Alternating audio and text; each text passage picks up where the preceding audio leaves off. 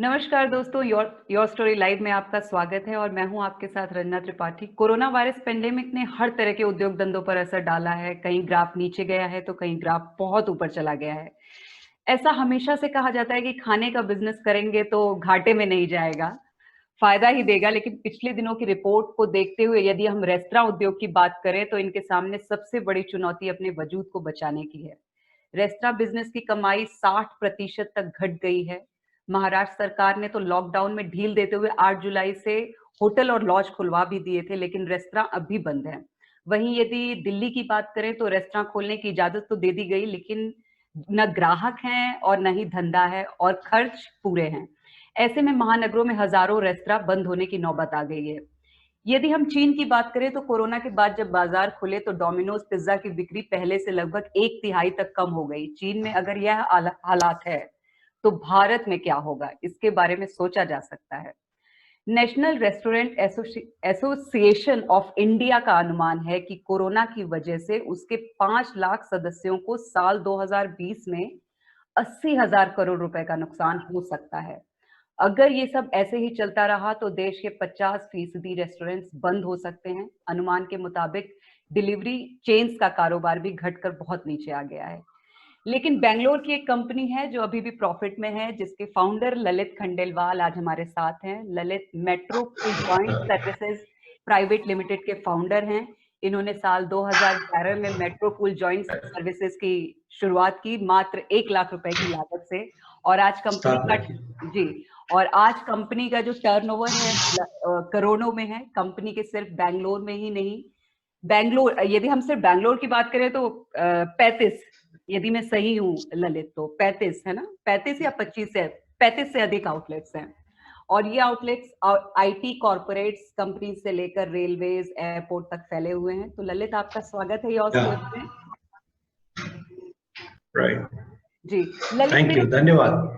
Thank you Lalit, हमसे जुड़ने के धन्यवाद। लिए। ललित, मेरा सबसे पहला सवाल आपसे यही है कि आप हमें बताइए कि आपकी ये जो कंपनी है, private limited company metro cool joint services, इसकी शुरुआत कैसे हुई और आप इससे पहले क्या कर रहे थे और फिर कैसे सोचा कि फूड बिजनेस ही शुरू किया जाए।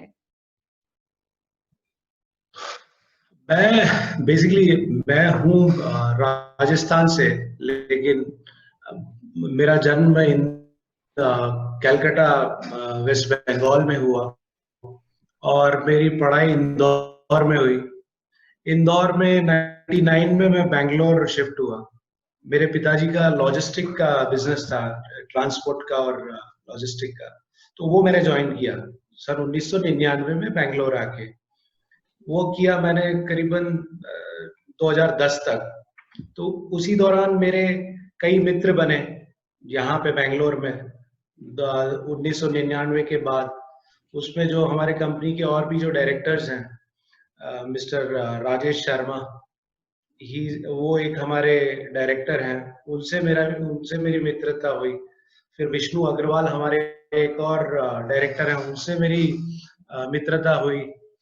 और प्रदीप शर्मा करके हमारे एक और डायरेक्टर हैं, इनसे मेरी मित्रता हुई। तो ये सब हम लोग काफी दिन से मित्र थे। सब अपनी जिंदगी में संघर्ष कर रहे थे कहीं ना कहीं, क्योंकि सब लोग बाहर से आए थे बैंगलोर, तो काफी संघर्षमय जीवन था। तो राजेश ने 2004 में एक रेस्टोरेंट डाला था, वो अच्छा नहीं कर पा रहा था। तो हम लोग सब मित्र मिलके ऐसा सोचते थे, यार कुछ एक बंदा कर रहा है, इसके बदला 4 मिलके हम लोग कुछ करेंगे। तो फिर हम लोगों ने 2011 में एक कंपनी की स्थापना करी है, metro cool joint services private limited की। और सब ने, हम लोगों ने उस टाइम 3 ही लोग थे, राजेश, विष्णु और मैं। ठीक है, हम लोगों ने 1-1 लाख रुपए लगा के एक ये कंपनी की स्थापना करी जी पहला 1.5 साल बड़ा, 1.5 या 2 साल पकड़िए, बड़ा संघर्षमय था। कि हम लोगों ने जब 1.5 साल बाद हमारा अकाउंट्स पूरा चेक किया कि क्या प्रॉफिट है क्या लॉस है, तो हम लोग 800 रुपए हम लोगों ने उस टाइम कमाए थे, 1.5 साल की हमारी पूंजी। जी तो इट वाज लाइक काफी काफी संघर्षमय था। जी जी। तो शुरुआती दिनों में, मतलब ये किस साल की बात है? ये ये किस साल की ये बात है है? 2011 की बात है। जी 2011 की बात है। तो ये 2011 में स्टार्ट हुआ, 2000 जी, जी। आपका सबसे पहला जो आउटलेट आपने खोला वो कहाँ था? बैंगलोर में ही किधर था वो? बैंगलोर में जो सबसे पहला आउटलेट जो मेट्रोकूल जॉइंट सर्विसेज प्राइवेट लिमिटेड का था वो था सैप सैप लैब्स, जी। एसएपी जी, जी, सैप जी। लैब्स में। हुँ। और उसी दौरान हमको 2 अकाउंट और मिले, ओरेकल के छोटे अकाउंट थे, लेकिन हम लोगों ने उसको एज ए चैलेंज उसको एक्सेप्ट किया कि चलो एक छोटे से ही शुरुआत करेंगे। बट हमको था कि हमको बड़े कॉर्पोरेट में जुड़ना था, तो बिल्कुल। हम लोगों ने ये दोनों ही एक्सेप्ट किए। हुँ। और यू विल बी आप सरप्राइज करेंगे, आप सरप्राइज करेंगे कि अभी भी वो मेरे आउटलेट्स हैं इन कंपनीज में। जी, जो आपके शुरुआती जो आपने सबसे पहला खोला शुरुआत था, वो में अभी भी हैं? मैंने जो अभी भी है मेरे एसएपी में और ओरेकल में है, जी, वहां से एक हमको एक मतलब एक रास्ता दिखा। हालांकि वो शुरुआत में काफी संघर्षमय था, जी, लेकिन धीरे धीरे मेहनत से और माँ बाप की आशीर्वाद से और दोस्तों की बिल्कुल। सपोर्ट से काफी अच्छा सफर रहा। जी, तो जैसे आजकल ये जो कोरोना वायरस पेंडेमिक जो पूरा चल रहा है और जिसकी वजह से जो रेस्टोरेंट बिज़नेस है, वो पूरी मतलब काफ़ी हद तक लॉस में जा चुका है। उस पर आपका क्या कहना है? आप अपने बिज़नेस में इसे किस हद तक देख पा रहे हैं? किसी तरह का लॉस का सामना क्या आपको भी करना पड़ रहा है? नहीं, एक्चुअली में जो हमारा जो बिजनेस मॉडल है, वो हमारा बिजनेस मॉडल है टोटली कॉरपोरेट बेस्ड। तो कॉरपोरेट बेस्ड में हमको बड़ा मिनिमम किराया होता है, जी, ठीक है, लेकिन हमको सब्सिडाइज सब्सिडाइज फूड देना पड़ता है। जी, तो खाने का जो बाहर रेट होगा उससे कॉरपोरेट में कम रेट होता है, जी, तो हमको इतना फर्क नहीं पड़ा। जी, इनिशियली मार्च में जब लॉकडाउन चालू हुआ, तो हम लोग भी काफी कंफ्यूज थे, क्योंकि ये किसी के साथ भी ऐसा हुआ नहीं था। हुँ, तो हम लोग भी काफी कंफ्यूज थे कि अब हाउ दिस, ये कैसे जाएगा, कैसे हम लोग आगे बढ़ेंगे, ठीक है। तो उसी दौरान हमारा बैंगलोर एयरपोर्ट पे भी हम ही लोग काम करते हैं, हम ही लोग वहाँ के कैफेटेरिया रन करते हैं। तो हम लोगों ने सेम टाइम में जब काफी, क्योंकि मैन पावर का भी हमारे पास तो काफी मैन पावर था, बिकॉज जी, हम लोग एक 40 ये आउटलेट चलाते थे, तो हमारे पास काफी मैन पावर था। तो जी, काफी लोग तो पेंडेमिक जब बंद हो रहा था उसके पहले एक इम्पैक्ट चालू हो गया था कॉर्पोरेट में, कि मार्च फर्स्ट वीक जी, से ही ये सब चीजें सेल डाउन हो गई थी, ये सब चालू हो गया। ऑलमोस्ट 30% लोग जी। हमारे चले गए, उनको हम लोग रोकने की भी कोशिश करी, लेकिन वो चले गए। तो अब मार्च वो लोग एक कहाँ वो लोग कहाँ-कहाँ से मतलब बाहर से थे क्या? मतलब बैंगलोर से नहीं थे वो लोग, जो काफी काम बैंगलोर के आजू बाजू भी से भी थे, जैसे तुमकुर हो गया, सिरा हो गया, कोई मैसूर हो गया, कोई मैंगलोर हो गया। जी, काफी लोग यहाँ से भी थे, लेकिन वो एक 5 to 10%, 5 से 10% थे। जी, बाकी जो लड़के थे वो हमारे हमारे पास पूरे इंडिया से स्टाफ है, जी, हमारी स्टाफिंग है। ऐसा नहीं है कि आसाम से है, बंगाल से है, कश्मीर से है, उत्तराखंड से है, पंजाब से है, हरियाणा से है, राजस्थान से है। अब स्टेट वाइज तो सब जगह के हमारे पास स्टाफ है। जी। तो बहुत हाँ, तो मतलब फिर बहुत बड़ा नंबर है। तो लगभग कितने लोग होंगे आपके स्टाफ में? कुछ आप हमें नंबर बता सकते हैं कितने टोटल? हमारे पास जो स्टाफ था करीबन ऑलमोस्ट 350 लड़के हमारे पास डायरेक्टली और इनडायरेक्टली हमसे जुड़े हुए थे। जी, जी, तो अब ये जब पेंडेमिक चालू हुआ और 1.5-2 महीने का जो संघर्ष रहा, हम लोगों ने उसमें काफी अपने आप को थोड़ा बिजनेस को भी थोड़ा चेंज किया मॉडल, कि हम लोग कभी भी पैक फूड नहीं करते थे। हम लोग live food and ready to eat food में ज्यादा कंसंट्रेट करते थे। जी, लेकिन हम लोगों ने 1.5 महीने बाद हमने देखा कि अभी जो सिनेरियो है कि जहां पे कंपनियों को चाहिए कि पैक फूड चाहिए, जहां पे 50 लोग भी आ रहे हैं, 30 लोग भी आ रहे हैं, तो then we have started that pack food business. And by the grace of God कि वो काफी अच्छा चला हमारा, और अभी भी चल रहा है। जी, अभी भी हम लोग, तो हमको एज ऑफ नाउ लॉस नहीं हुआ, जी, क्योंकि मेरा जो मैक्सिमम जो बिजनेस है कॉर्पोरेट में है। कॉर्पोरेट में जैसे मैंने आपको बताया कि रेंटल्स आर वेरी लेस, क्योंकि हमको सब्सिडाइज फूड देना पड़ता है। तो मेरा हार्डली 1 से 2 प्राइवेट आपका फूड कोर्ट्स में मेरे आउटलेट है, बाकी we are entirely on corporate based business. जी जी। ललित ललित मैं एक चीज चाहूंगी कि आप हमें थोड़ा समझाएं, इस आपका जो बिजनेस मॉडल है पूरा किस तरह से काम करता है, ये सारा थोड़ा सा आप हमको समझाएं, थोड़ा क्लियर करें हमें देखने वालों को। जी हाँ हाँ, अब हमारे मॉडल में क्या होता है कि हम लोग एज ए कंपनी, हम लोग अलग अलग कंपनीज में फूड कोर्ट्स होते हैं। जैसे आप फॉर एग्जांपल हमारे आउटलेट्स हैं, आप Amazon, BIL, Bangalore international airport, then आपका SAP। तो यहाँ पे फूड कोर्ट्स में हम लोगों को जगह मिलती है, ठीक है। तो वहां पे जगह मिलने से there will be a different, अलग अलग वेरिएंट्स हैं कि हम लोग कहीं टक शॉप चलाते हैं। टक शॉप मतलब सैंडविच, जूस, कट फ्रूट्स। कहीं हम लोग चाइनीज फूड सर्व करते हैं।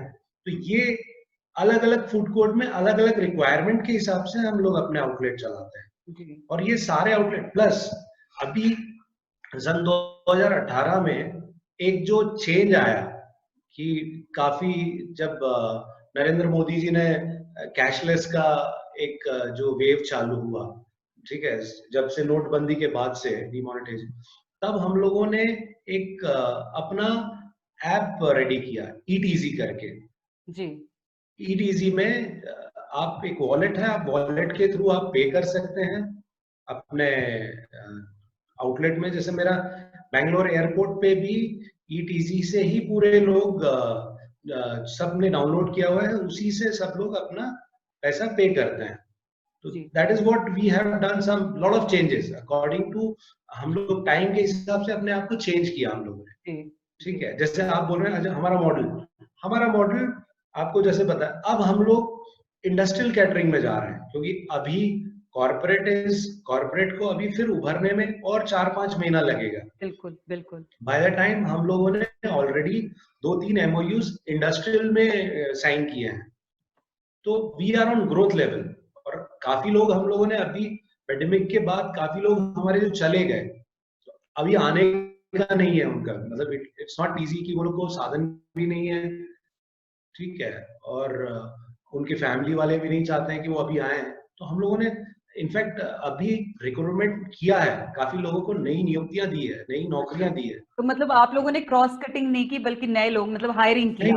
नए लोगों को हम लोगों ने हायर किया। जी बहुत बढ़िया, बहुत अच्छे।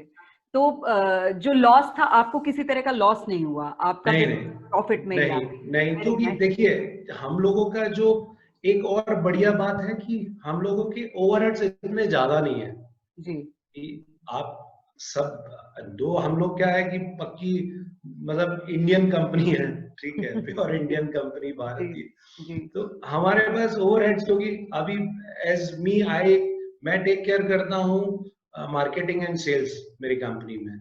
जी। राजेश शर्मा है, वो प्रोक्योरमेंट देखते हैं। जी। विष्णु अग्रवाल वो फाइनेंस देखते हैं। जी। और प्रदीप शर्मा है, वो देखते हैं हमारा ऑपरेशन। जी। तो ये हमारी बहुत बड़ी सेविंग है। जी। ये हमारी बहुत बड़ी सेविंग है कि ये हम लोग खुद करते हैं। जी जी बिल्कुल। तो ये वाला मॉडल मेरे को जो समझ में आया है कि हमारे ओवरहेड्स इतने नहीं है। जी।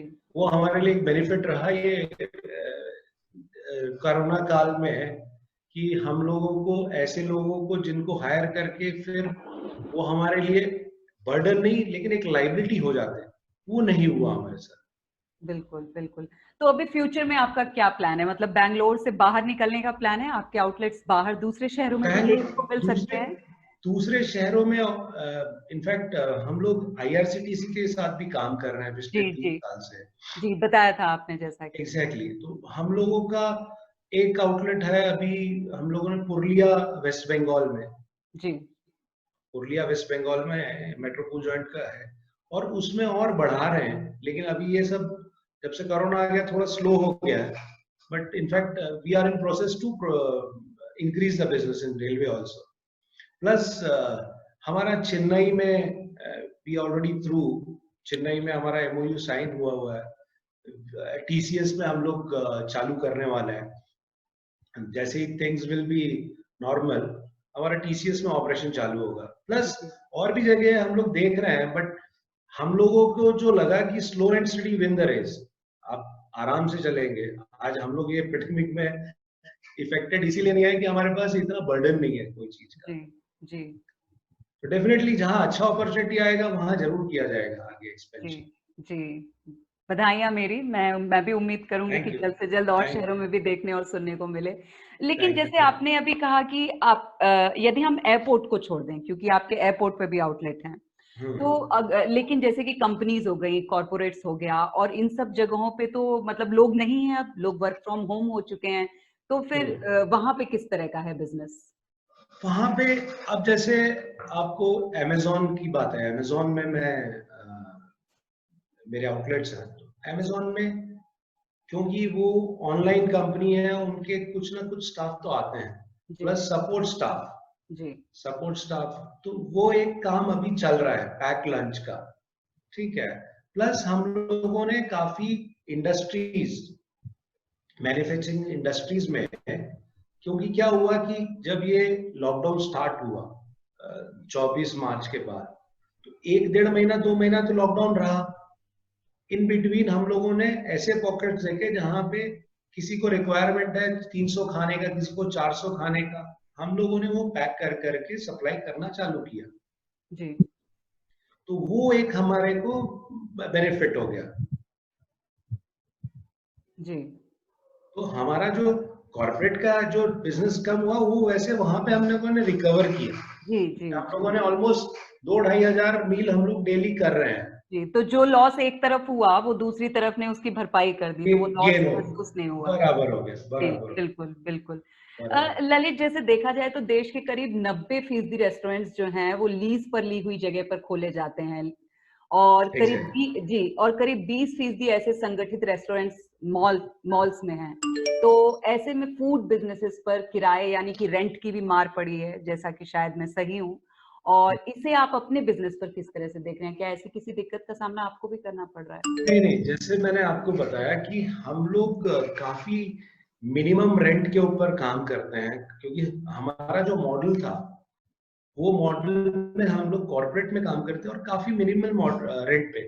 और टू बी वेरी फ्रैंक, अभी जो भी बड़ी कंपनियां हैं, कि आप अमेजोन लीजिए, एसएपी लीजिए, उन्होंने भी ये पेंडेमिक में काफी हमारी हेल्प करी है, कि उन्होंने जो रेंट वे ऑफ, जो मिनिमम रेंट है वो वे ऑफ किया है।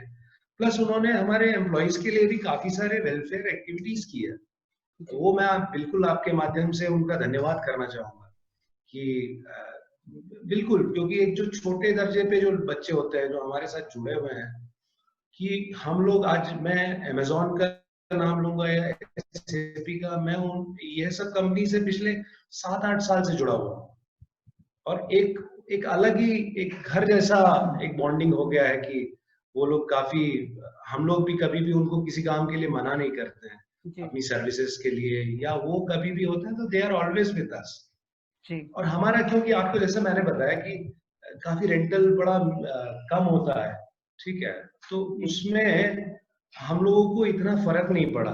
मैं मानता हूँ कि जो हमारी इंडस्ट्री में जो दूसरे वेरिएंट है, जो मॉल्स में जो लोग जगह लेके रेंट बेसिस पे कर रहे हैं, या फिर जो बड़े बड़े कमर्शियल स्पेसेस लेके अपना रेस्टोरेंट चला रहे हैं, they are in big big trouble. वो लोग जी, काफी मतलब ये उनके लिए काफी, मैं तो सुनने में आता है डेली कि आज ये 2 रेस्टोरेंट बंद हो गए, आज ये रेस्टोरेंट सेल में है। जी, काफी दुख होता है, क्योंकि आज कई लोगों ने जो एक बड़े साल की मेहनत करके कोई चीज जो खड़ी करी है, उसके लिए अब एकदम से ऐसा एक ये पेंडेमिक आ गया, इसमें काफी लोगों का बड़ा नुकसान हुआ है। पर टचवुड हम लोग इससे निकल गए, जी।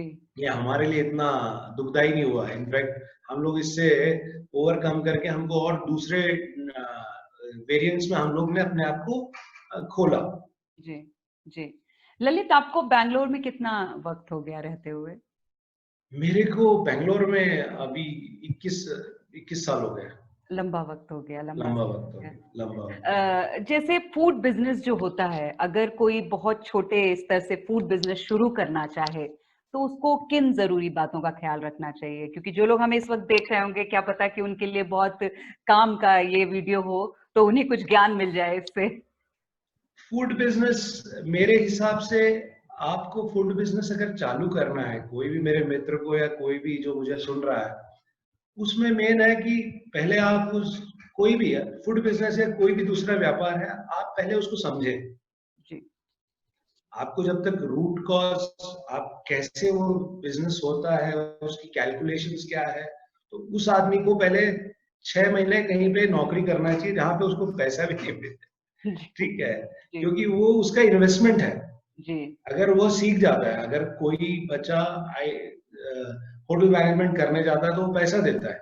जी जी, ठीक है, बिल्कुल तो बिल्कुल। इसीलिए कि कोई फूड बिजनेस करना चाहता है, मैंने देखा है कि ये पेंडेमिक के पहले भी कई लोग जिन्होंने काफी रेस्टोरेंट्स डाले, फ्रॉम आईटी, आईटी से पढ़ के they wanted to start some restaurant और ये सब किया, लेकिन they doesn't have an idea, क्योंकि हर बिजनेस खाने का नहीं, हर बिजनेस काफी संघर्ष में ही होता है। शुरुआत के जो 1 साल या 2 साल, वह समय जो निकाल लेता है, और दूसरा आपको अगर नॉलेज नहीं है, आपको अगर उस चीज का नॉलेज नहीं है तो वो आपका चलेगा नहीं।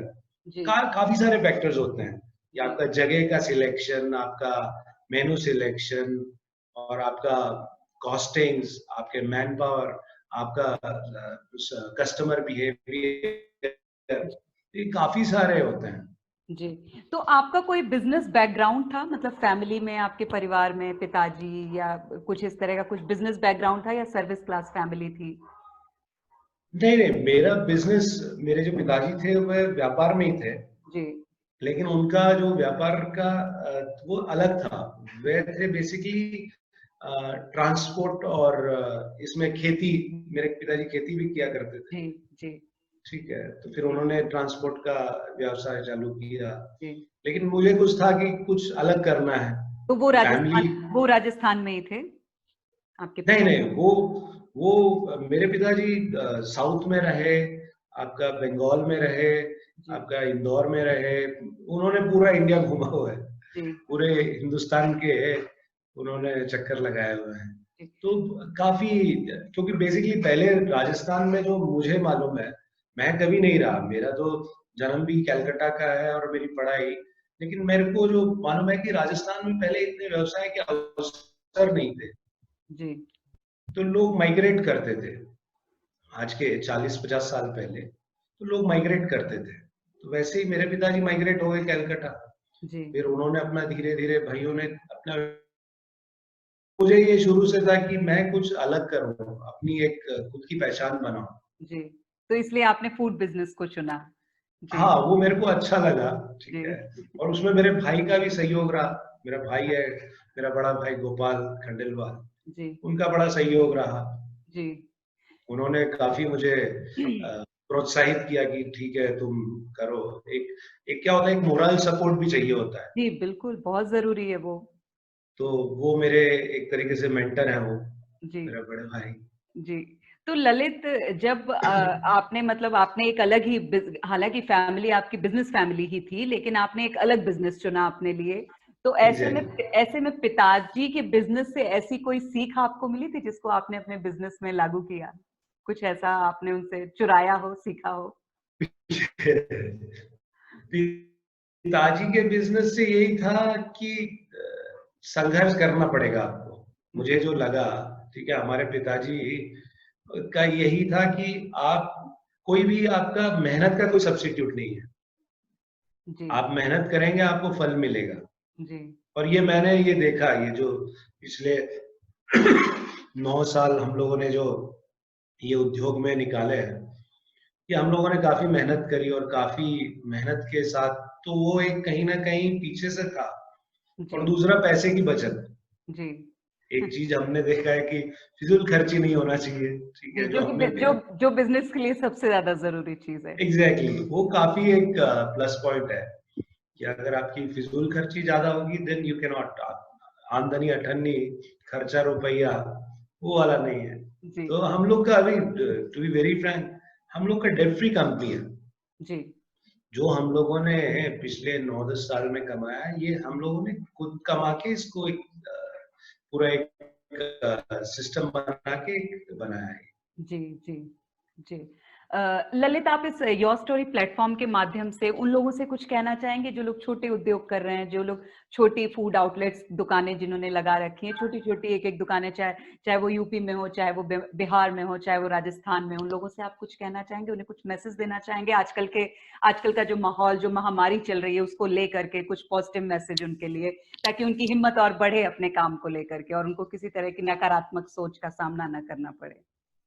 पॉजिटिव अभी के जो पेंडेमिक का जो एक दौर है, ये सब एक सीखने का दौर है कि अब जो व्यापार के जो तरीके होंगे कुछ डिफरेंट होंगे आने वाले और 6 महीने 8 महीने के तक।